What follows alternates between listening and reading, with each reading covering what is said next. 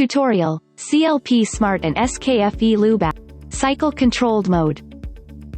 The tutorial refers to the instructions of use for the SKF eLube app. This tutorial will introduce you to the details of the progressive cycle controlled mode. You will learn how to set the mode, edit the settings, and monitor the pump. What is the cycle controlled mode? In progressive cycle controlled mode, the pump control expects a certain number of signals from the cycle switch within the lubrication cycle. If the pump receives the expected number of signals within the set cycle time, it considers the lubrication cycle successful.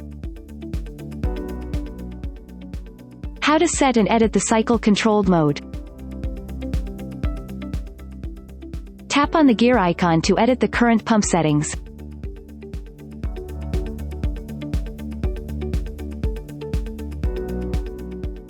To change the pump settings, tap on Edit. By tapping on the mode, you can choose the working mode of the pump. Confirm by tapping OK. Set the cycle time by tapping on Time. Confirm your settings with OK.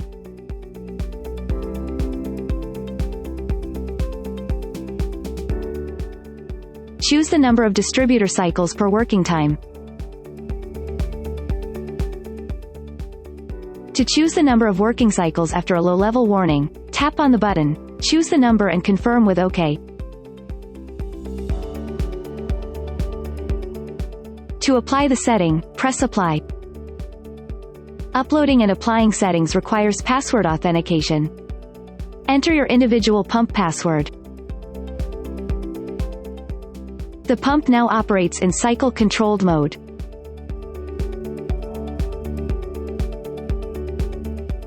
The actual cycle or pause time is indicated, as well as the number of piston detector signals and the deviation from a regular lubrication cycle.